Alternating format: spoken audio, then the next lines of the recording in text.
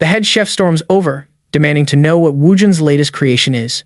With a surprisingly serious expression, Wujun looks his boss square in the eye and presents his dish, ratatouille. His boss is immediately ticked off, pointing out that Wujun used yuzu instead of tomatoes and, well, ratatouille. Wujun just shrugs, insisting that he's pretty sure ratatouille is just better with yuzu. The chef takes a long, slow breath, clearly trying to keep his cool. He tells Wujun to knock it off with the weird experiments and get back to chopping vegetables, since his knife skills are out of this world. He wraps it up by telling Wujun to just try and do a normal job next time. Just as he's about to move on, asking who's next for their review, another employee suddenly starts screaming at him, calling him an arrogant fool. The guy yells that he has no right to talk to the celestial demon that way and that he should get on his knees and beg for forgiveness. Wujun sighs internally, thinking about how his old servants used to pull stunts like this all the time and how his legendary cooking skills from his past life are totally useless here. Turns out, in his previous life, Wujun was the celestial demon king, a conqueror of countless realms. But honestly, Wujun admits that taking over the Central Plains was never really his thing. Wujun had just whipped up a plate of fried spicy peppers for his loyal servant as a thank you gift, revealing that the only reason he conquered all those lands was because they were getting in the way of his true passion. The elders watching him cook were getting super nervous, seeing yet another one of the celestial demon's strange culinary inventions. And then it's revealed. Wujun's ultimate dream was to become the greatest chef in the Central Plains. He was reborn in 2011, right after his parents were tragically killed in a gate accident. The protagonist was adopted by his friend's parents, who raised him like one of their own, even with a child of their own. But tragedy struck again when his adoptive father also died in a gate-related incident. That loss hit Wujun hard, triggering the return of all the memories from his past life. Back in the kitchen, Wujun muses that something just isn't right. He finally managed to escape that whole world of martial arts just so he could focus on cooking. Wujun thinks that this is his big chance as he starts prepping another dish. The problem is, most people in this world can't stand his food. He's totally baffled, remembering how the elders back in his old life absolutely loved his cooking. One of them even passed out from sheer deliciousness. Right now, our hero is cooking up some sausages and veggies when his adoptive brother, Shanho, gets home. The first thing Shanho notices is a strange smell in the air. Then he spots Wujun blissfully enjoying the food he just cooked. Full of suspicion, he asks if Wujun was the one who made that. Wujun happily says he was and asks if Shanho wants to try some. Even though he's hesitant, Shanho decides to give it a shot, hoping maybe, just maybe, Wujun had gotten better. Besides, he was starving, so he figured even Wujun's cooking would probably taste okay. The second it touches his tongue, he spits it all out. He's pretty sure that if he'd actually chewed it, he would have literally died. He makes a mad dash for the water faucet, convinced the food was made with rotten vegetables. Then, Shanho's eyes dart to the side, landing on a discarded package of cherries on the table. He turns to Wujun and asks if he actually put cherries in the dish. Wujun explains that he used them instead of sugar because they give it a tangy, refreshing kick that sugar just can't match. Shanho just says he gets it and that he's going to go take a shower, telling Wujun he should probably finish the rest of the food himself. Wujun reflects that it's been nearly a year since he was reincarnated, and he spent every day trying to master cooking. Still, the people in this new world just don't appreciate his culinary genius. He starts brainstorming how he can tweak his cooking to get them to like it, but when he tries another bite of his own meal, he honestly thinks it's incredible. While in the shower, Shanho is fuming about Wujun using cherries in that dish, thinking his brother must have lost his mind. He can't figure out how it could taste so unbelievably bad and why Wujun is so obsessed with cooking this way. Then he gets to thinking and realizes that Wujun's real talent isn't in the kitchen at all. He flashes back to the night their parents were killed by a monster and how Wujun took it down without even breaking a sweat. He realizes Wujun must have awakened his powers that day too, but he was on a completely different level than him. Shanho comes to a stunning conclusion. Wujun has to be an S rank. He thinks that if Wujun became a hunter, he'd be a living legend, and they could hunt together and get revenge for their father. Just then, a mysterious girl appears out of nowhere. Commenting on Wujun's food, she declares that his dish is the second most delicious thing she has ever tasted. Wujun is a little surprised it's not number one. The girl keeps on describing it. It was a simple plate of meat and vegetables with some sort of sauce. She says the secret that elevates the dish to such a high level has to be hidden in that sauce. Wujun thinks to himself that this girl actually understands cooking, as she asks if she could know the name of the masterpiece. Wujun tells her the dish is called cherry soya, and the girl deduces that the defining flavor must come from either the cherry or the soy. While she's eating, Wujun finally asks who she is. The girl reveals that she is the secret spirit of the culinary arts. She explains that spirits form contracts with humans to boost their skills and that she comes from the Cooking Grim dungeon. She says she was brought into this world to make one thing clear. This world's food is terrible and everyone has an uneducated palate. She boasts about having countless recipes that don't even exist in this world, and that the protagonist could learn every single one of them to create the ultimate flavor that no one has ever discovered. The spirit says her entire existence is dedicated to achieving that one final, perfect flavor. She goes on, saying she's met tons of chefs, but none of them were good enough to form a contract with her. But, she adds, that was what she thought right up until this very moment. Still totally lost, the protagonist asks her what she's getting at. The spirit explains that after tasting his dish, she knew he was the one who could create the supreme dish. And with that, she asks Wujun if he will form a contract with her. But then it hits him. The spirit was probably tied to an item Shanho had found, which means she technically should belong to his brother. The spirit girl counters that she hasn't actually made a contract with anyone yet, so she's a free agent. Wujun says the offer sounds pretty good, but there's a condition. In that instant, a brilliant light shines down from the sky, and just like that, the contract is sealed. A holographic panel pops up in his vision, announcing that he has become the dungeon chef class. Our hero is completely bewildered by all this information being dumped on him at once. The spirit girl cheers that they finally have a contract and tells him he can just check the journal for all the details. Wujun stared at the screen in disbelief. Level 1. And my recipes are locked? He was fuming this, after he had mastered every martial art in the world. The little spirit girl immediately started to panic. Oh no, that's not your personal level. She rushed to explain, it doesn't mean you're a beginner or anything. She pointed out that the number actually represented the level and proficiency of his culinary grimoire. The spirit explained that to level up, he needed to complete missions and use recipes from the grimoire, but since he wasn't a hunter, he couldn't access any of it. She added that all the special ingredients were in dungeons, which were also off-limits to him. The gears started turning in Wujun's head. So, you're saying if I become a hunter, I get access to all the recipes? He asked. You got it. The spirit girl confirmed with a nod. As soon as you clear the tutorial tower and officially become a hunter, the Grimoire's missions and recipes will be all yours. Wujun remembered his brother, Xianhou, mentioning that the tutorial tower only opened its doors every 3 months. He pulled out his smartphone, and a slight smile crept onto his face as an idea formed. Elsewhere, Wujun's boss was stewing over their argument.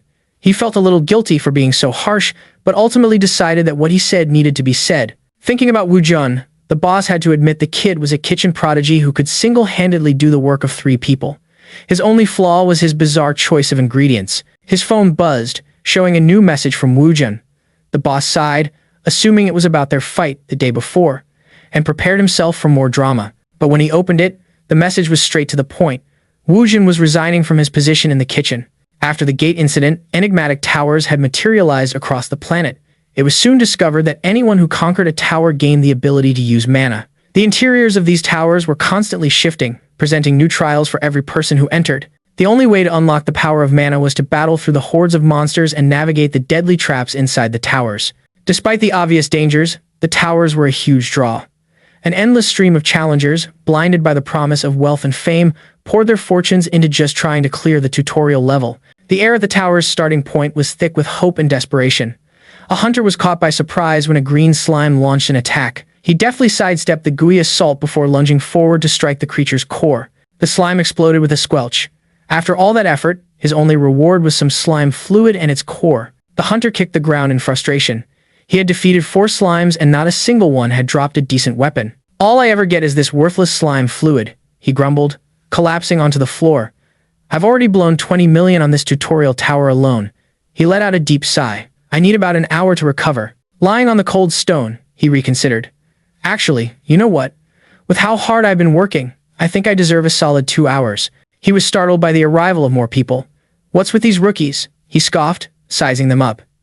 They didn't even bother to wear leather armor. The newcomers he was mocking were, of course, Wujun and his culinary spirit. Wow, we were teleported in an instant, Wujun commented, looking around.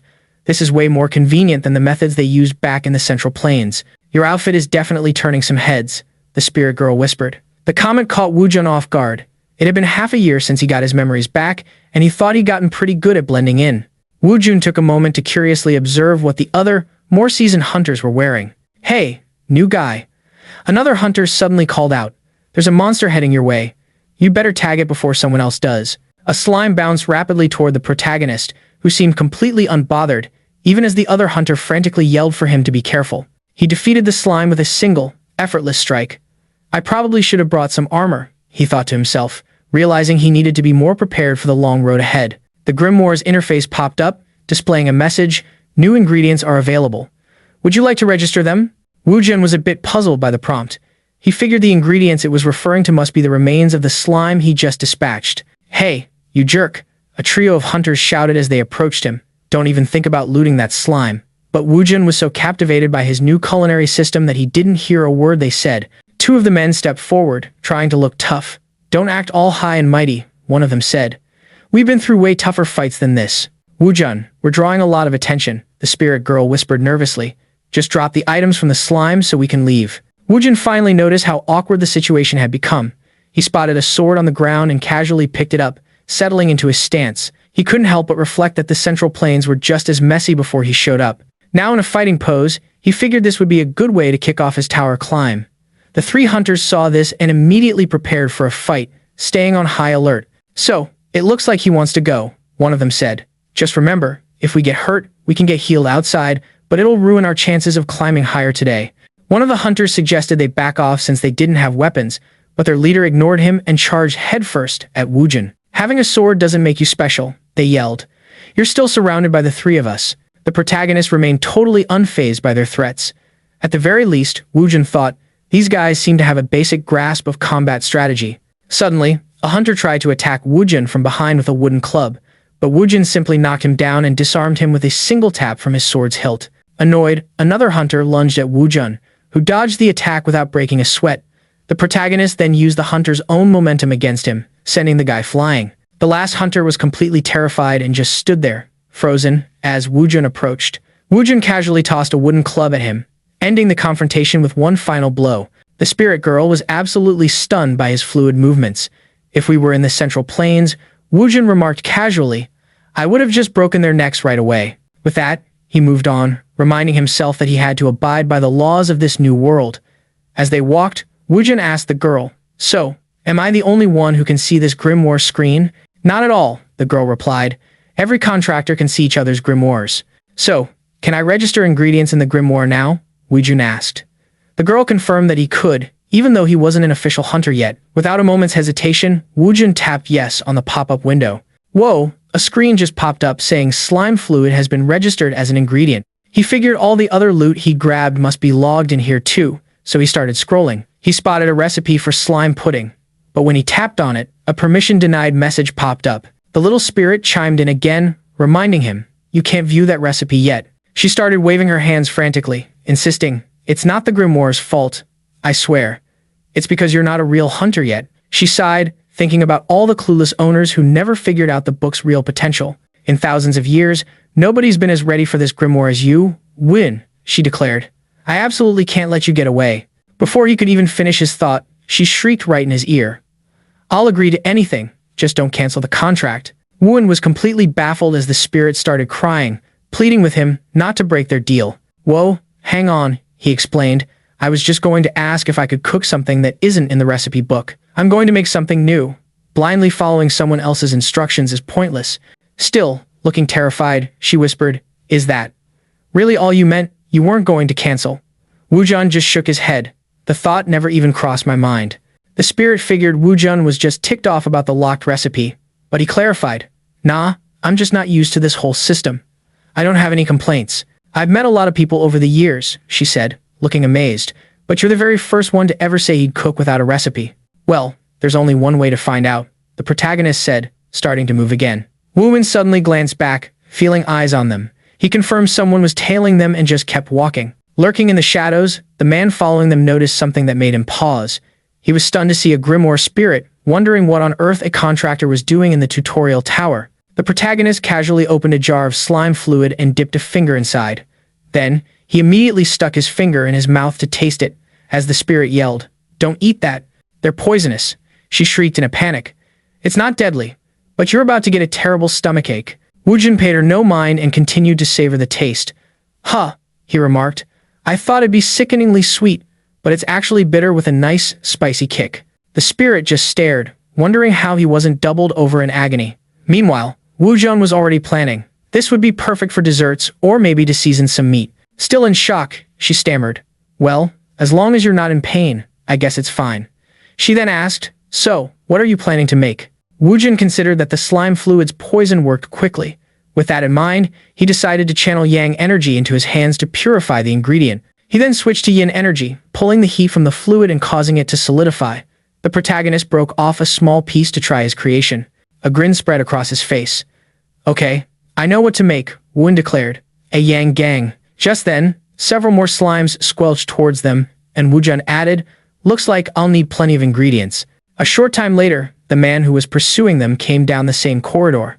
Something's off, he muttered, seeing the huge number of weapons left on the ground. He picked up a spear, noting, it's in rough shape, but it's still a pretty good weapon. The man thought it over. They had ditched all this gear and only took the slime drops. Judging by the sheer volume of discarded weapons, their only goal must have been farming slimes. Still, he just couldn't figure out why. He kept mulling it over. Slime drops are toxic, so there could be only one reason to gather them inside the tutorial tower. He concluded that the tower must be hiding some secret he didn't know about. A sudden panic seized him. The future has already been altered. He immediately broke into a sprint, trying to find Wujun. He cursed himself for not acting sooner, thinking that this Grimoire contractor was a complete wild card. After a long run, he burst into a chamber, panting heavily. There, he saw Wujun and his Grimoire spirit. Wujun noticed the man entering and figured he was the one who had been following him. As their eyes met, Wujun seemed to grasp the situation instantly. Wujun guessed the man was there for his Grimoire spirit. The protagonist was also a bit puzzled, wondering how the man was able to see the spirit in the first place. The mysterious man just kept sizing Wujun up with a suspicious glare. He figured Wujun must have wiped out every slime in the area, given the loot scattered everywhere. I don't know what kind of Grimoire spirit he has, the man thought, but it explains why he's so calm. He couldn't make sense of a low-level hunter possessing a legendary Grimoire spirit.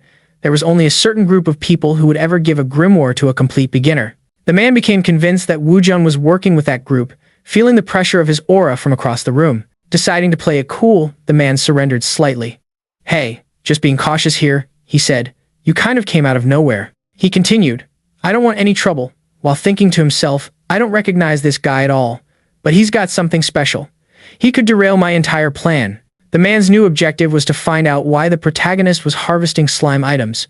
Wujun relaxed his stance, saying, you know, fighting is forbidden among people in the tower, but that was a pretty flimsy rule. All of a sudden, the protagonist started walking directly at the mysterious man, who immediately went on high alert, unsure of Wujun's intentions. He braced for a fight, thinking, I knew it.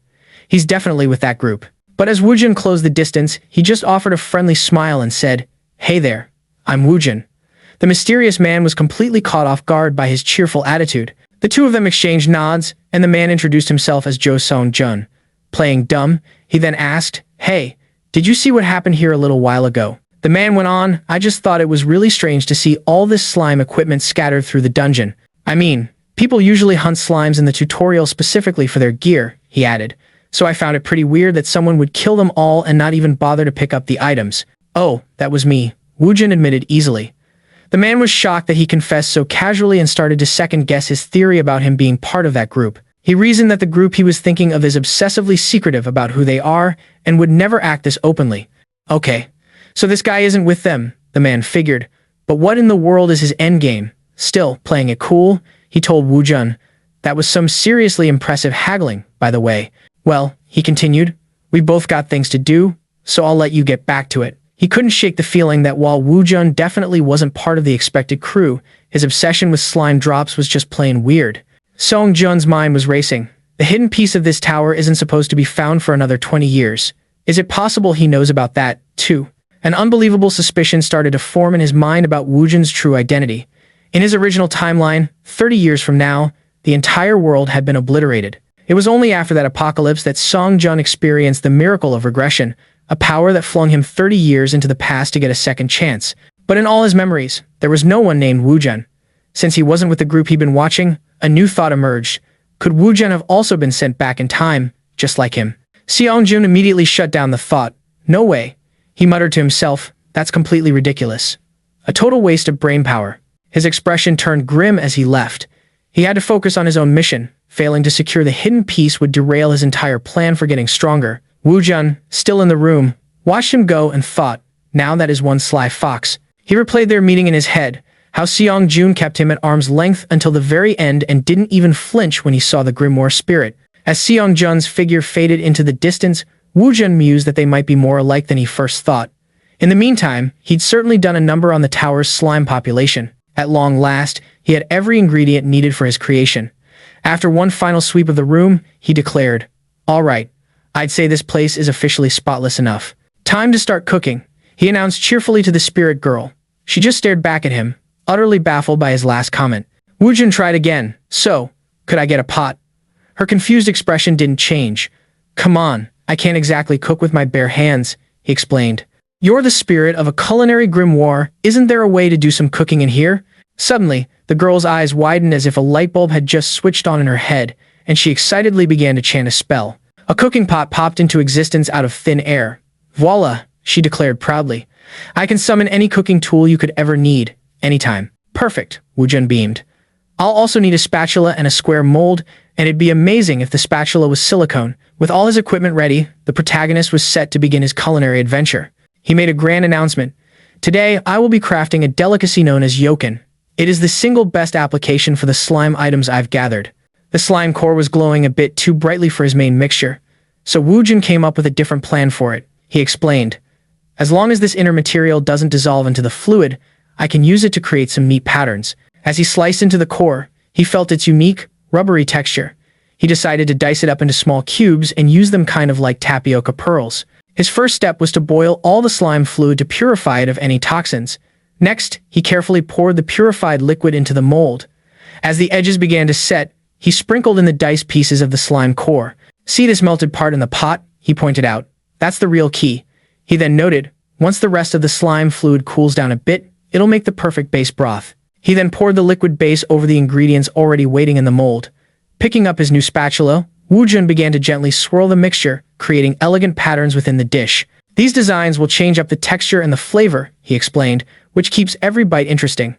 To finish, he used a flash freezing technique to rapidly cool the dish. With a quick, practiced flip of the mold, the yokan slid out perfectly. And just like that, he had successfully created an entirely new dish, slime yokan. Both Wujun and the spirit girl gazed at the masterpiece with satisfaction. "Quick, cut a piece," the girl urged, bouncing with excitement. At that exact moment, a system message appeared. "New recipe has been added." They both blinked in surprise at the message, watching as the system began to process the data for the slime yokan that Wujun had just invented. The final result then flashed on screen, rank F. Wujun was floored. An F? But the girl quickly said, wait, look at the whole thing. It hasn't shown the quality yet. Is the quality rating more important than the rank? Wujun asked. Absolutely, she replied. Right on cue, another message popped up. You have leveled up. A flood of notification windows opened, but one immediately grabbed his full attention. It clearly stated his dish had achieved an A-level quality rating. Another notification appeared right after, announcing that a new recipe had been unlocked thanks to his recent achievements. An A-level quality. That's amazing, the girl cheered. Wujun, however, was still stuck on the first result. I don't get it. How can it be good if it's an F rank? You were just asking about quality versus rank, remember? The girl said. I can explain it all while we eat. Works for me, Wujun replied, cutting a slice of the yokan. The girl immediately zipped over and took a huge bite. Her eyes sparkled with delight. This is unbelievably good, she gushed. Making a contract with you was the best decision of my entire life. She then began to explain. So, the quality rating is all about how delicious something is. Getting an A rank, she continued, means you've made something truly gourmet level. The overall rank, though, just measures how difficult the recipe is.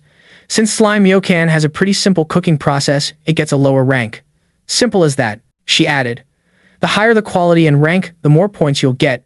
You can also snag bonus points by clearing achievements. Wujun finally tasted his creation, carefully analyzing its flavor profile.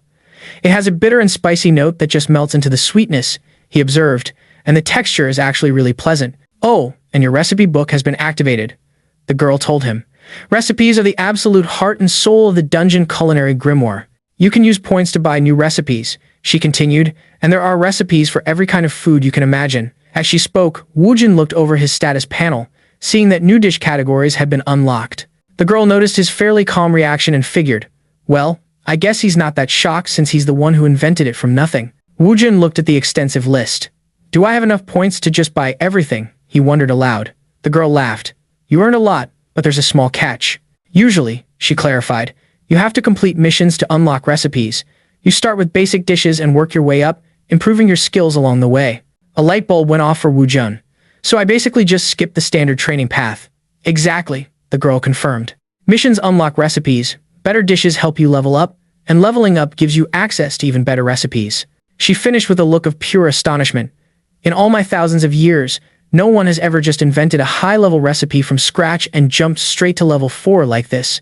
So it dawns on Wujun that he can level up and rack up points just by cooking, no missions needed, and the spirit girl totally confirms it, telling him to keep on creating new recipes. Wujun remembers that the Grimoire only gives quests to actual hunters, so his first instinct is to just blast through the area and be done with the tower. But then, a thought stops him. He realizes this dungeon is probably a goldmine for rare ingredients, and it would be a total waste to just leave now. With that in mind, he decides he's going to make a few more dishes, figuring he has a good 2 weeks before the tower closes anyway. Wujun gets to the second floor and immediately walks into an arrow trap. It's not a major hassle, but he can tell right away that things have changed on this level. He notices the traps are way more clever and the slimes have picked up some unique abilities, making them a lot more annoying to fight. Anyone who was just coasting on the first floor would now have to seriously focus on just surviving. But for Wujun, this was hardly a challenge. After all, the guy marches to the beat of his own drum. Wujun had already cleared out the monsters and was in the middle of preparing another meal, a red slime jelly with a solid B-level quality score. As the spirit girl digs into the jelly, praising it as a stereotype-shattering, brilliant idea, Wujun just sighs and declares that he's failed again. The girl isn't having it, asking what in the world could be bad about this amazing dish, and reminds him that he's been churning out food for the last 10 days. She points out that the Grimoire has hit level 3 and he's gained another 15 points. But Wujun is still bummed out, insisting it's because he's just not skilled enough.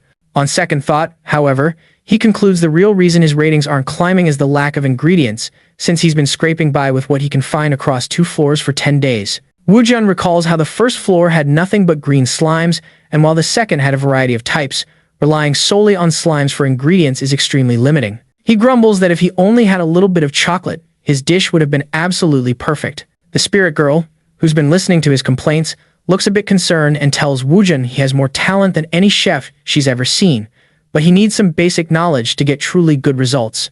With that, she explains that while his passion for creating new dishes is a chef's greatest quality, he has the talent but lacks any real knowledge about the Grimoire itself. To wrap it up, she argues that it's much more important for him to build his foundation by making existing recipes instead of constantly trying to invent new ones from scratch. Wujun thinks about what she said, realizes she's absolutely right, and decides to go back to square one, asking her what they should try first. He finds a recipe called King Slime Ice Cream and is immediately taken aback by the name. Now super curious, he decides this is the dish he wants to tackle. Checking the ingredient list, he realizes he hasn't seen any monster that even resembles a king slime in the tower and starts to wonder if he needs to leave to find one. But before he can make a move, a notification pops up revealing that the king slime is on the 3rd floor of the tower. He's thrilled, realizing he's already found the entrance to the 3rd floor and that things are finally going his way. Wujun and the spirit girl then start making their way to the 3rd floor, their new target being the king slime. It's now been 10 days since Wujun entered the portal, and back in the city of Su, a crowd of reporters has completely surrounded the area. That was the day when everyone who had successfully cleared the 3rd floor was expected to emerge from the portal. 2 guys in the crowd are chatting, saying how everyone coming out today has already been snapped up by guilds and that they're just waiting for a deal to fall through. They wonder who will be the first one to step out, and right on cue, someone appears. The person emerging is Baka, the first daughter of the Chenik Guild's leader. The reporters go into a frenzy, rushing to interview the incredible rookie and asking if she plans to join her father's guild. She arrogantly tells them she's refusing any interview that wasn't scheduled in advance and demands they get out of her way. One of the onlookers mutters that it's totally unfair, and his friend asks him why. The first guy explains that it's unfair because she's beautiful, has rich relatives, and is incredibly talented, then tells his buddy to keep an eye out for someone they can actually recruit. One of them argues that no one who made it to the 3rd floor would ever join a small-time guild like theirs, but the other counters that there are always exceptions. The man with the glasses complains that they have to wait another 4 days, since the real top-tier talent exits on the 10th day, making the 13th their last real shot at finding someone good. He adds that the people who trickle out on the 14th day are just the quitters and washouts, so they just have to wait and see. Inside the tower, Wujun is still busy fighting slimes. He remarks that the layout of the third floor is completely different from the first and second. He notes that while the first and second floors were basically giant mazes, the third floor is broken up into a series of separate rooms. Suddenly, he spots a doorway that looks nothing like the others he's seen and figures it must be some kind of special room. Wujun heads over to the strange door, and as he steps through, he finds himself in a forest packed with trees and plants. He's totally shocked to see a forest inside the tower. The spirit girl wonders if they somehow left the tower and ended up outside, but she doesn't sound sure. Wujun says it's definitely not the outside world, pointing out the slimes up ahead. Venturing further in, he finds an altar dedicated to a slime. Right then, his culinary system beeps, announcing that a special ingredient has been detected and that it will cost 20 points to unlock the recipe. Now, Wujun is positive the king slime is here, and he accepts the mission. He thinks to himself that this system has even more convenient features than he first thought. Wujun senses a presence coming up behind him. He turns to see Seong-jun, who has just arrived. Seong-jun comments that it took him longer than he'd hoped to get here, all while giving Wujun a suspicious look, thinking he snuck off alone to find some hidden item. Wujun just gives him a big smile and says that it's great he made it to the third floor. Seong-jun says that you only get one chance to clear the tutorial tower, so he wanted to see it all the way to the end, adding that it's pretty impressive Wujun made it this far too. Wujun says that there's something in this room he needs to get, and at that moment, Seong-jun is absolutely certain he was right. He believes Wujun is also after the unknown hidden piece. He claims that he's wiped out from the journey and needs to rest for a bit, but his real plan is to watch Wujun to see what he's up to. The spirit girl piped up, asking Wujun if he was about to summon the Slime King, but he just shook his head, saying they were short on materials and needed to go squish a few more slimes. From his hiding spot, Seong-jun put 2 and 2 together, figuring out that Wujun was farming slimes to call out the big boss. A system window popped up in his vision, clarifying that it would take 200 slime fluids and 200 slime cores. With the tower set to close in only 4 days, Seong-jun figured he'd just watch Wujun do all the hard work and then swoop in to steal the boss kill when the time was right. By the 12th day in the portal, Wujun was an absolute slime-slaying machine. He breezed through them without breaking a sweat, raking in tons of loot, all while Seong-jun watched his every move from the shadows. Wujun kept on his merry way, turning every slime in the forest into a puddle of goo, blissfully unaware of his personal stalker. This cycle repeated itself through day 13. By the 14th day, Sang-jun was getting antsy, reminding himself that the tower was closing the next day. He knew this was his last shot at getting the unknown piece from the tutorial tower, and he definitely couldn't afford to wait another 3 months for the portal to open up again. Seong-jun watched as Wujun kept collecting slime parts, figuring he must already know what was needed to summon the king. He suspected Wujun was just stalling for some reason before calling out the boss. That's when he noticed something really weird. Wujun was casually munching on stuff that should have been highly toxic. He guessed the Grimoire must have some skill that makes monsters edible, thinking how incredibly handy that would be for dungeon survival. He quickly shelved the thought as a distraction and tried to scheme up a way to snag the boss without Wujun noticing. Seong-jun had picked up on a pattern over the last 4 days. Wujun would disappear from the area for anywhere between 30 minutes and 2 hours. He noted that there was no telling when Wujun would return, making it a huge gamble, but it was his only option. He wondered if he could possibly take down the boss and get the unknown piece in just 30 minutes. He knew that hesitating now would mean losing his chance, so he decided to summon the boss the very next time he got an opening, since he had all the materials ready. The moment Wujun wandered off, Seong-jun made his move, heading straight for the summoning altar. Standing before the altar, he carefully placed all the required slime goodies on top of it. Then, he waited, his heart pounding with nervous excitement. He was still on edge when a brilliant pillar of light shot down from the sky, lighting up the whole area. In a flash, the Slime King appeared a massive, black ooze wearing a little crown.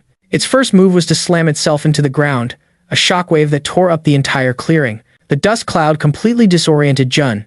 In that instant of confusion, the Slime King lunged, launching its first attack straight at him. Far away, Wujun stopped walking so abruptly that his spirit girl gave him a strange look. With a grim face, he said they had to get back to the altar immediately. The fight was already raging. The Slime King swung a massive tendril at Jun, but he dodged the attack with surprising ease. Seong-jun saw his opening and charged in, thrusting his spear deep into the giant, wobbly monster. His attack tore a hole right through the slime's midsection, and the creature actually seemed to flinch in pain. A confident smirk crossed Seong-jun's face. His attacks were working. He briefly thought about how it had been half a year since he'd returned from the future, confirming that just knowing what was coming wasn't nearly enough. His thoughts were cut short as the Slime King suddenly flew into a rage. Jen mused on how his meticulous planning had saved the world from total destruction, all while effortlessly dodging the slime's furious attacks. In one fluid motion, he leaped onto the slime's jiggly body, declaring that he wouldn't allow himself a single day of rest. An instant later, he was soaring high above it, ready to bring his mana-infused spear down hard. He enveloped his spear in a shimmering aura and plunged it downwards in a powerful strike, nailing the slime from above. After the hit landed, he again thought about how much damage his attacks were doing. Before the boss could even think about hitting back, he jumped away to create some distance. He reflected on how his fighting skills were light years ahead of where they were in his past life. As he continued to battle, Seong-jun thought that at this rate, he could definitely grab the unknown piece while evading the slime's attacks. Meanwhile, Wujun had already made it to the scene and was watching Seong-jun from a distance, remarking, "Hey, he's not too shabby." He could see that the kid wasn't trying to meet the Slime King's brute force head-on. Instead, he was letting its power flow past him while adding his own strength into the openings. Wujun noticed that the guy looked to be about his own age, but his skill level was way too high for his years. Wujun's eyes then locked onto a strange energy radiating from the tip of Seong-jun's spear. The energy was weak, but it definitely didn't seem to be coming from the weapon itself. Wujun realized Seong-jun's abilities were punching way above his internal energy level and thought that if he were his student, he could become so much stronger. The spirit girl then whispered that this was the perfect chance for them to steal the Slime King. But Wujun immediately shot her down, saying that just wouldn't be right. He remembered how his old friend Shanho used to get absolutely livid whenever someone stole his dungeon boss kill, and the people he'd met in the tower earlier were cut from the same cloth. Wujun declared that it was simply common courtesy not to interfere, while Seong-jun took care of the boss as the battle between Seong-jan and the Slime King grew even more intense. Seong-jun was starting to struggle, admitting to himself that even with all his desperate training, this was still a tough fight to handle alone. He could feel his mana was just about tapped out. As a giant glob of slime was about to crush him, he thought this might be his last shot. He dodged by sliding right underneath the attack, thinking that if he could just land a clean hit right now, he might be able to finish it. He was so close to finally getting his hands on the unknown piece he'd been chasing after, but as his attack landed, something just felt off. As the slime's body collapsed, he suddenly saw Wujun standing there again. He was in total disbelief, whispering that it was impossible. Seong-jun muttered that the pattern Wujun had stuck to for the past 4 days had inexplicably changed today of all days. The moment his focus slipped, the Slime King landed a devastating hit, sending Seong-jun flying into a tree trunk. Lying in a heap on the ground, Seong-jun groaned that he missed his shot because he got distracted by Wujun. He wheezed that the wound was too deep for him to even think about getting back on his feet. Overwhelmed with frustration, he admitted that despite everything, he was still just pathetic, a total failure. He let out a bitter laugh, thinking how moronic he'd been to believe he could actually change the future. Just because he'd come back to the past, he'd gotten arrogant. It was clear that Seong-jun had lost someone incredibly important to him in that dark future. But back in the present, Seong-jun wasn't finished yet. He grit his teeth and began to struggle to his feet. As he pushed himself up, he declared that it didn't matter if he was arrogant or a failure. If he stays stuck in this mindset, the future's never going to change. He couldn't count how many times he'd been on the verge of getting wiped out, and he regretted every single one. It's crystal clear to him now if only he'd pushed a little harder. Feeling a new surge of resolve, he swears he won't repeat the same stupid mistakes. Seong-jan's eyes snap open, a fire ignited within him, ready to burn his own life force to obliterate this monster. He's absolutely determined not to give up. As he pours energy into the tip of his spear, he thinks, if I lose to something like this, I'll never be able to change a thing. He was dead set on eliminating that Slime King. He then rockets forward to attack the slime. But just before his spear can land, an intense pain shoots through him. His attack sputters to a halt as he starts coughing up blood. Man, my body is in terrible shape, he groans. With the slime winding up for another attack, all he can think is, well, this is the end. But right before it was all over, he spots a flash of light slice right through the Slime King. He can't quite process what's happening, and then his world goes black. Wujun had swooped in and saved Seong-jun at the very last second. A notification window popped up in front of Wujun, announcing that the Slime King had been defeated. He snagged the Slime King core and some Slime King fluid. The spirit girl was amazed, exclaiming, "You took down the boss in a single hit. I mean, that's exactly what I'd expect from you." As Wujun looks down at Jan crumpled on the ground, he just calls him a total disgrace. Wujun noted that the moment Seong-jun spotted him, his concentration completely shattered, which led to him getting slammed with a heavy attack and then freaking out. Wujun muttered that it was unbelievably reckless to try and draw out more energy when his body was already a wreck, which is why he was in such a mess. But honestly, even in that state, he still had more than enough juice to just run away. Wujun then put it all together. Ah, so Song-jun was gunning for the Slime King's core. Knowing full well that Seong-jun could hear him, Wujun announced, "You know, if I hadn't stepped in, you would have died." Then Wujun declared, "So I'll be taking that core as payment for saving your neck." After defeating the Slime King, Wujun admitted that he was genuinely curious about how a Slime King might taste. The moment he took a bite of the slime, his eyes widened in shock from the flavor. He remarked that for something so intensely sour, it had this amazing sweet aftertaste and a silky smooth texture, making it downright delicious, kind of like durian, the king of fruits. After that first bite, he said, "Okay, it's a boss for a reason. I can't resist this. I have to cook something right now." He started sorting through his thoughts and figuring out his next move. Glancing at the recipe, he was expecting something a bit more special, since it used an ingredient from a Slime King, but the instructions seemed way too ordinary. He felt like something was missing. The spirit girl quickly jumped in, assuring him that there was absolutely nothing wrong with the recipe. After hearing that, Wujun shrugged and said, "All right, if you say so, I'll follow it exactly." First, he started by boiling the slime fluid to add a sweet flavor. Next, he froze the slime cubes so he could crush them into a powder later. He then used a technique called Black Abyss to completely envelop one of the slime cubes. As soon as it was surrounded by this dark aura, the cube was utterly annihilated inside it, grinding it down perfectly. Wujun mused that this martial art was originally meant for cooking, but back on the Central Plains, it had hurt a lot of people. After that, he added the freshly ground cubes back into the original fluid. Then he began mixing everything together with a spatula. He noticed that the thickness was impressively boosted when he added the ground fluid, making the whole thing pretty fascinating. He pointed out that, according to the recipe, this method applies to all slimes. He realized this wasn't how he'd melted the cubes before and thought about how the shelf life of ingredients can change drastically depending on the cooking method. He found the whole process pretty interesting as he finished up the dish. And with that, the Slime King ice cream was ready. His system identified it as an A+ ranked dish with A- level quality. Wujun's system also let him know he gained experience, unlocked a ton of achievements, and leveled up a whole bunch. After finishing the dish, he announced that it was complete and that they should give it a try. The spirit girl was all for it. Just as they were about to dig into the ice cream, they heard a groan. Seong-jun was waking up. The first thing he asked was, "How long was I out?" Seong-jan realized his mana hadn't recovered and he was up way earlier than he should have been. He thought to himself that his entire body felt like it was on fire. He could tell a few of his ribs were broken, but at least he could still move. He then spotted Wujun in front of him, doing something pretty odd. Seong-jan confirmed that he wasn't just imagining things. He remembered Wujun defeating the Slime King right before he passed out. Then he noticed what Wujun was holding. It was the unknown piece. Seong-jan admitted to himself that he'd been way too careless, and because of that, Wujun now had the unknown piece from the tutorial tower, the one that shows up only once and never will again. Seong-jan was bummed that all his plans had gone down the drain. He'd even thought about trying to hide the piece, or maybe ambushing Wujun while he was busy with the slime. He thought about all the chances he'd lost because of Wujun, but decided there was no use dwelling on it and calmed himself down, remembering that not all was lost. He figured Wujun wouldn't just hand over the unknown piece, so he'd have to take it by force. Right then, he gathered his strength and tried to get up to snatch the piece.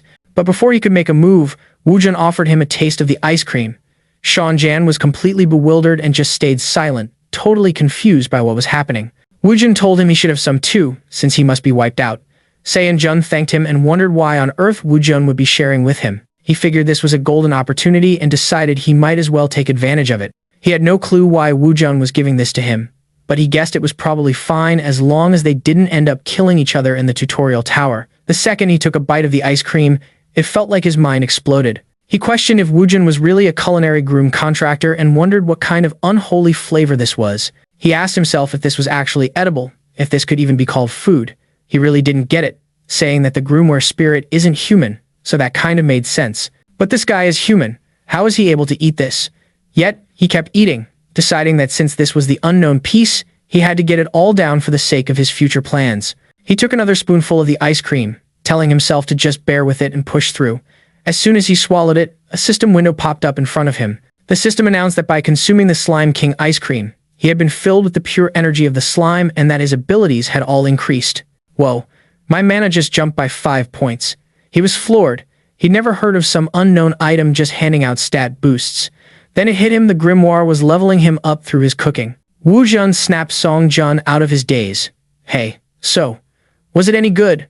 Seong-jun considered that the main ingredient was literally a monster, figuring Wujun must have given it his all. Actually, It was surprisingly delicious, he admitted. Wujun stared back. Are you being serious right now? Next, Song-jun thanked Wujun for saving his skin earlier. But as he looked at him, a weird feeling washed over him.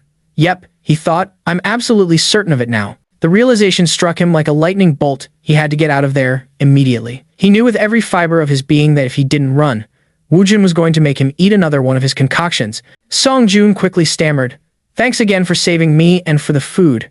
But before he could finish, Wujun beamed, great. I've got a bunch more dishes for you to try. Making a break for it, Seong-jun yelled over his shoulder, I couldn't possibly trouble my savior anymore. Thanks for everything. As he sprinted off, Wujun just watched him go, sighing, how shameful. Well, there goes the one person who actually appreciated your culinary genius, the spirit girl remarked. Guess that just leaves me. Maybe we'll run into him again, Wujun said. The spirit girl reminded him, tomorrow is our last day in the tower. We should probably stock up on more ingredients. Back in the city of Seoul, the clock was ticking. Only 2 hours remained before the tutorial portal closed for good. Just then, Wujun stepped through, the spirit girl floating right beside him. Ah, it feels amazing to breathe fresh air after so long, she chirped. Wujun nodded, all right, let's head back, and the girl happily agreed. A system message popped up for Wujun, congratulating him on completing the tutorial tower. It officially designated him a hunter and granted him full access to a status window and inventory. Wujun was still wrapping his head around the status and inventory thing when he sensed a presence right behind him. Acting on pure instinct, he spun around and snatched what felt like a spirit right out of the air. He unleashed his full aura, pinning the hovering spirit in place with pure intimidation. With a deadly serious glare, he demanded, what are you? Easy there, chef. Calm down, the terrified little spirit squeaked. At that moment, another system window popped up, asking Wujun if he wanted to view the instructions for the inventory and status window. He paused, wondering what would happen if he just declined. After a moment's thought, he shrugged and decided to accept. Without warning, the spirit began to phase right into his body. Instead of freaking out, Wujun just watched, totally fascinated. Then it clicked, he could open the status and inventory windows just by thinking about them. He could freely check his stats or pull items in and out anytime he wanted. The system displayed his daily quests. Cook a meal inside a dungeon and serve it to another person. Huh, this is a lot simpler than I expected, Wujun noted. The spirit girl confirmed. Yep, those are your dailies. Wujun thought it over. Cooking wasn't an issue since he did it constantly anyway. The real problem was finding someone willing to be his guinea pig. If things get really desperate, I'll just have to force Shanho to eat it, he muttered. Suddenly, a voice bellowed, you brat. You dared to go into the portal without telling me. It was Shanho, and he looked furious. I've been waiting here all day for you, he yelled. Wujun was completely surprised. Why are you even here? Shanho huffed, I'm here to drag you back, of course. And hey, congratulations on clearing the 3rd floor. But Shanho cut right to the chase, join my guild. The scene shifts to later, with Wujun and the spirit girl walking. Looks like we're here, she remarked. Her eyes went wide at the massive structure of the Hunter Academy. Wujun, equally impressed, nodded. Yeah, this is the academy. On the walk home, Wujun and Shanho had been arguing about the guild offer. I just don't have the skills for it, Wujun claimed, but Shanho scoffed. Yeah, right. I seriously doubt you only cleared the 1st floor. Look, I'll recommend you, Shanho pressed. Just pass the practical test and you can join my guild. This is a golden opportunity. Still, Wujun refused, and Shanho's frustration was becoming more and more obvious. Shanho started listing the benefits, amazing perks, top-of-the-line equipment, a personalized schedule, and asked why on earth he was rejecting it all. That's exactly why I'm turning it down, Wujun replied, leaving Shanho utterly confused. Then Wujun dropped the bombshell. I became a hunter so I could become a better cook. The revelation left Shanho speechless. Are you telling me you gave up your dream of being a chef when you entered the tower? Shanho asked, bewildered. Never, Wujun said firmly. Shanho threw his hands up. You're going to regret this so much if you keep this up. They both stopped walking. Why's that? Wujun asked.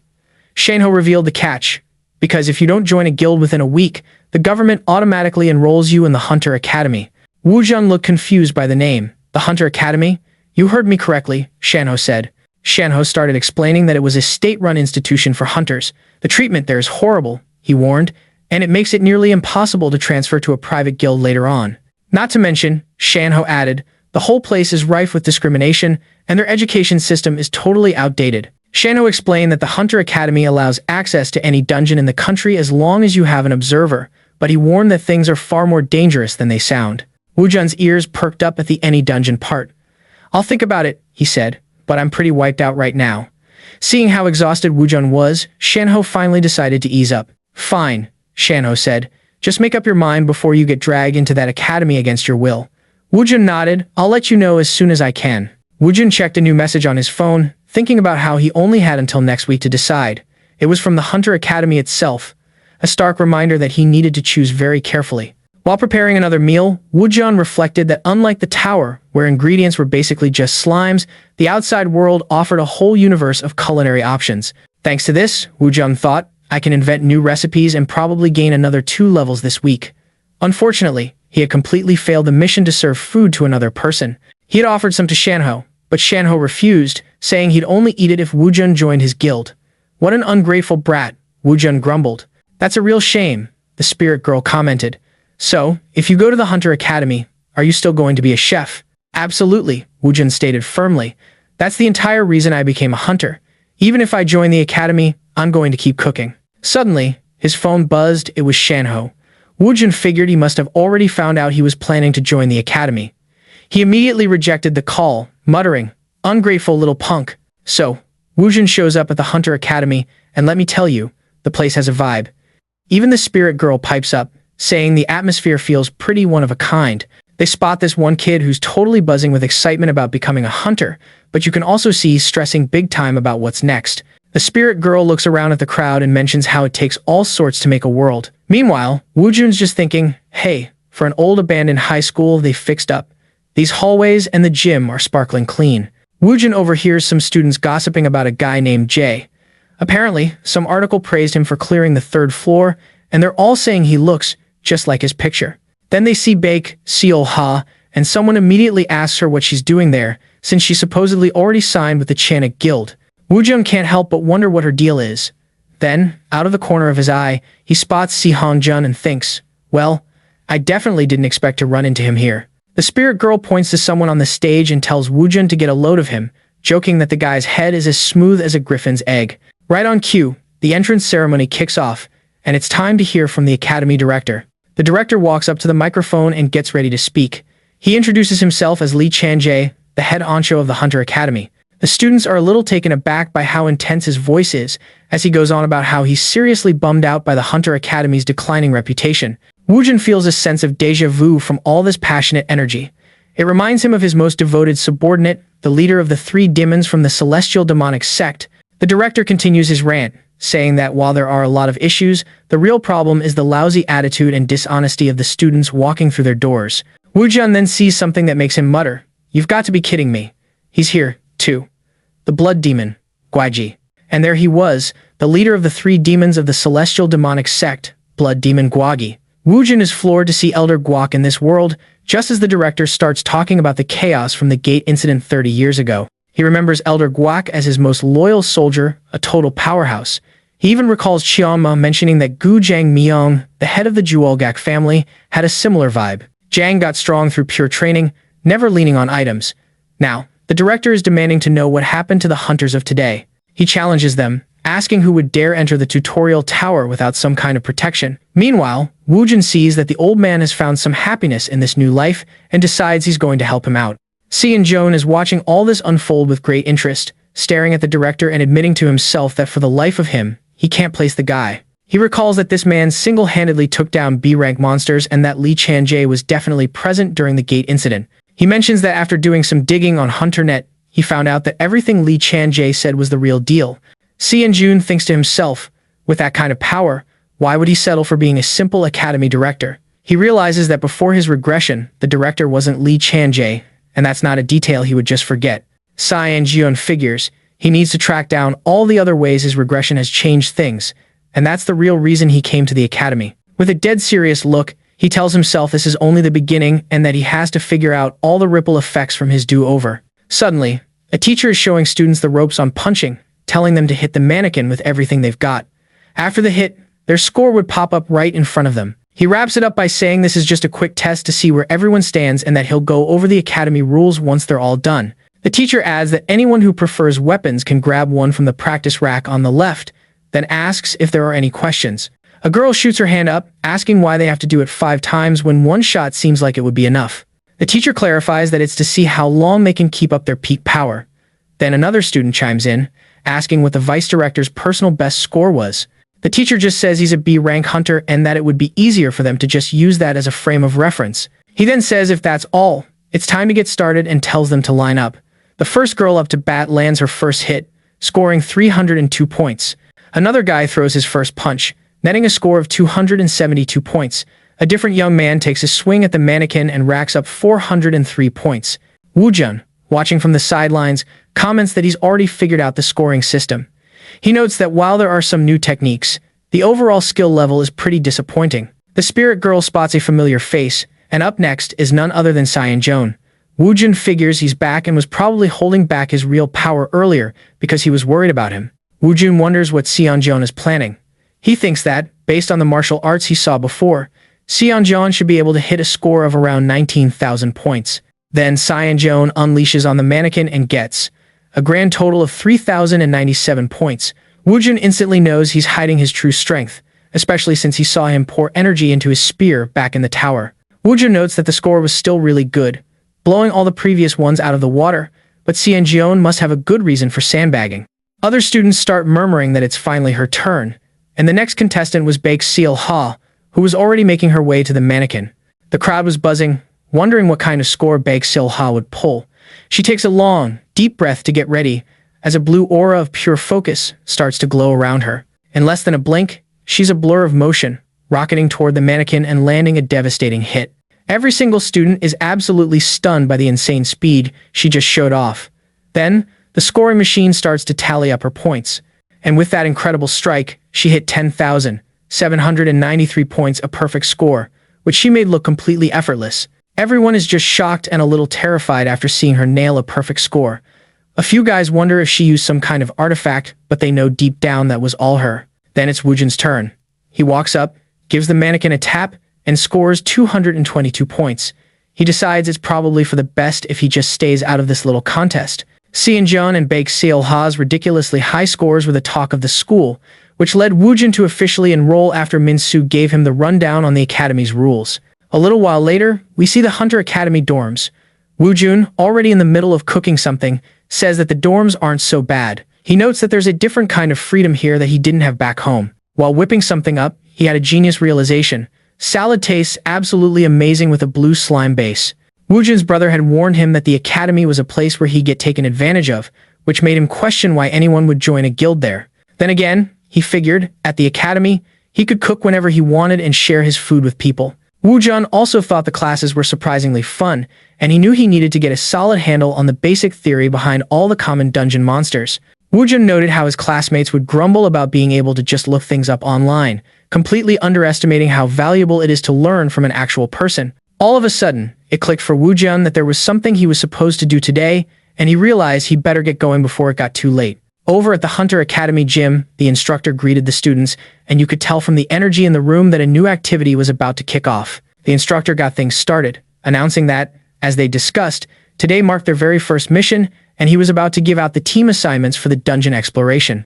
The instructor explained that he would be calling up the students along with the hunters who had observation skills, and together, they would lead the exploration of a low-level dungeon as a team. With that, the instructor began to read the names from his list. Wujun thought to himself that a real dungeon exploration mission sounded incredibly exciting. The instructor then started calling out the students one by one.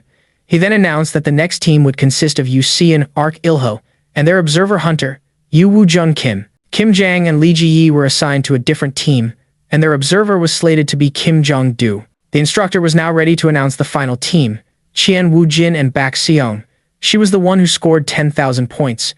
Wujun's ears perked up when he heard he'd be on the same team as Baek Seong. From the look on the girl's face, she was not exactly thrilled about being paired up with a hunter who seemed so weak. The instructor then revealed their observer, hunter, was Kimchi Guk, which sent a ripple of shock through the students who knew him as the famous hunter from the powerful Ju family. The spirit girl chimed in that this guy must be a pretty big deal, and right after that, the announcements wrapped up. The instructor laid out the next steps. Once the observer hunters were introduced, the students needed to find their teams, clarifying that most were from the academy, but some were special guests. Just as the massive entrance doors creaked open, The instructor finished by saying their job was to clear the exploration dungeon with their observers' help. At that very moment, the hunters walked in, and the students began searching for their respective teams. Kim Chi-guk strode into the gym, immediately causing a commotion as students began whispering about how the academy could have possibly recruited someone of his caliber. Kim Chi-guk made a beeline for Wujun's team and, getting straight to the point, asked if it was alright for them to speak informally. The girl agreed it was fine, and Kim thought this was a golden opportunity to do her a favor that he could later cash in with Chienik. Kim explained to the girl that he had turned down an offer to be a lecturer but took this job because of his ties to Chienik and the Jew family, hinting that she should take advantage of learning from a B-rank hunter like himself. The girl gave Kim an icy stare and stated coldly that she was simply catted back Seong from the academy, not the daughter of Chienik from the Baekdu Guild. Kim was visibly taken aback by her response and stammered that he understood and would be more careful going forward. The spirit girl, who had been watching the whole exchange, commented on how annoying the guy was and how he seemed to be looking down on them. Wujun stayed quiet and just kept observing. Kim revealed that he had already scouted the list of available dungeons, which were all designed for training, and held out his phone for his two teammates to see. Bak was taken aback by their assigned destination and questioned if they were seriously heading there. Kim nodded with a solemn look, confirming their destination was the Killer Bee Dungeon. They soon found themselves at Nangaroo Station, the location of the Killer Bee Dungeon's entrance. Kim explained that while the place looked like a lovely park, hunters stayed away because of its F-rank classification. The main issue was the killer bees, which were exceptionally dangerous for F-rank monsters. Bak felt that this dungeon might be far too risky for Wujun. She recalled that Wujun's test scores were abysmally low and that he didn't seem particularly adept with a sword. She went over to Wujun, explaining that the Killer Bee Dungeon was incredibly dangerous and suggested that maybe they ought to check with Hunter Kim first. Before she could finish, Kim interrupted, stating that with a B-rank hunter present, they wouldn't run into any trouble, and then he paused, trying to remember the other team member's name. Wujun introduced himself, and the two shared a quick greeting. Kim then added that it would be a mistake to underestimate Wujun, since he had cleared the tower, which meant he had to be capable of looking after himself. Wujun offered no reaction, simply taking in the conversation around him. Kim mentioned that other guilds were just flooding the low-level dungeons with their rookies, making them so crowded that it was impossible to get any decent training in. Wujun silently agreed. The other dungeons were so easy that the strongest members would handle everything, leaving him no room to showcase his own abilities. Kim then said that he wanted them to have a truly valuable training experience. He concluded by saying that as long as they didn't run into a boss or a monster that was C rank or higher, they wouldn't have a single problem. He then added that this particular dungeon was famous for not having a boss, so there was nothing to sweat about. He asked if they had any issues or if they were ready to go in. Bak remained silent, thinking that under these circumstances, it would probably be fine. The spirit girl, however, was clearly annoyed by Kim's cocky way of talking. Once they were inside the dungeon, Kim announced that before they got down to business, they needed to go over the basics of insect-type monsters, reminding them that their main threat is a common poison they should have learned about in class. Kim suddenly lunged, piercing a bee with his spear as he spoke about the swarm controller, explaining that if they could take that one out, the rest would be much simpler to deal with. Bak had already zeroed in on the bee leader in an instant and was immediately on the attack. Kim praised her skill, explaining that the leader bee's mana is distinct but hard to pick out without a lot of experience. While Kim and Bak were chatting, Wujun was already exploring the area on the lookout for ingredients. Wujun discovered a fenestra plant and was amazed by how many more ingredients were here compared to the tutorial tower. He decided to gather as much as he could, since they only grow inside dungeons. Meanwhile, Kim told Bak that if she put in a request with the Jew family, he could set up private lessons for her whenever he was free. Kim eventually took notice of Wujun's odd behavior and started to wonder just what he had been up to since they got there. "Hey, herb nerd," Kim called down to him. "Stop foraging for weeds and get over here." Bake just watched silently, thinking about how utterly useless academy students were. Meanwhile, Kim was lecturing like he was reading from a textbook. The absolute basic of dungeon exploration is to prioritize understanding the environment and its ecosystem. Kim's patience was finally snapping. "Hey, would you quit picking flowers and get back in formation? This dungeon has been explored already. What could you possibly be looking for?" "What an annoying idiot," the spirit girl grumbled, clearly irritated. How dare he interrupt the chief's sacred ingredient gathering ritual? Kim, completely fed up with yelling, just gestured to Sia. "Let's go. We're leaving him." Suddenly, a notification popped up for Wujun. He just learned the recipe for killer bee honey. A key ingredient, honeycomb jelly from an assassin bee. "We've been in here for 10 minutes, Wujun murmured to himself, "and I haven't seen a single speck of honeycomb jelly." He figured that even though assassin bees were massive, they couldn't behave that differently from regular bees. Up ahead, Kim and Bake were already fighting off a swarm, and Kim shouted, "Bake, don't overdo it. You can't afford to get injured." While searching for the jelly, Wujun decided, "I need to check this area out myself.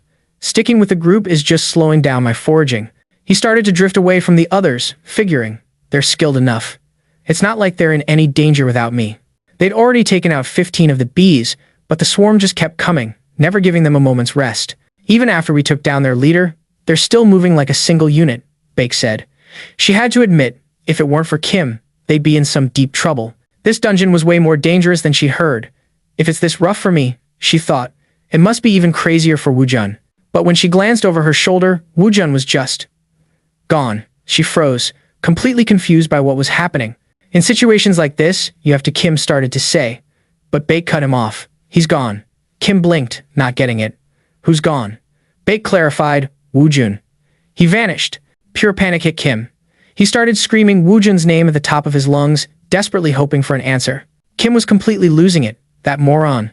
I knew I never liked him, just picking grass while we do all the fighting. And then, a deafening, thunderous roar ripped through the air. The sound was so intense, it made Kim's vision blur and his head rattle. Realizing this was way different from the bees buzzing, Bake also clutched her head as the sound hammered her eardrums. Suddenly, a bright red alert window popped up over their heads. The two of them stared in shock, having absolutely no clue what was going on. The alert read, "Enraged by the intrusion into her nest, the queen of the assassin bees has appeared. A swarm-wide coordinated attack will now commence." Elsewhere, Wujun casually sliced through another bee. Yeah, splitting off was definitely the right call, he said to himself. So many more ingredients to find on my own. That faint, sweet smell from before is getting stronger, he noted. There must be some really precious stuff up ahead. Following the scent, Wujun noticed a strange path.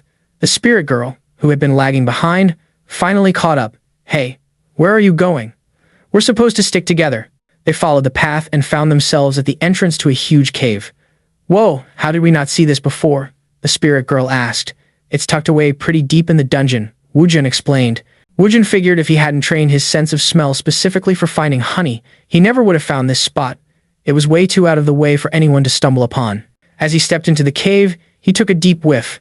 I think we just found the source of that sweet smell. The spirit girl gasped, looking at a massive, glittering beehive.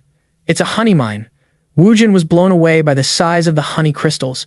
I have to know what these taste like. But the moment his fingers touched one of the crystals, a warning alert flashed right in front of them. Wujun spun around. The warning said the queen bee was furious about her nest being invaded. Right after the alert appeared, a massive roar echoed from far away. That must be coming from outside the cave, Wujun realized. Meanwhile, Chiguk and Bake were running for their lives. I really didn't expect things to get this bad, Chiguk yelled. He grumbled. If I knew this would happen, I would have brought a tracker from the academy. He was terrified that if he left the dungeon without one of the cadets, all his work to be recognized by the Jew family would go down the drain. In a desperate panic, Bake suggested, maybe we should split up to search for him. But the instructor immediately shot her down. That's pointless. While fending off a bee, the instructor added, if you disappeared too, we'd be in way more trouble. The instructor then gave Bake a stern look. You should know better than anyone that in a situation like this, splitting up is the most dangerous thing you can do. Bake nodded in agreement, but suddenly the instructor hissed, stop, hide. They heard a bizarre noise up ahead and ducked for cover just as the queen bee, a C-rank boss, revealed herself.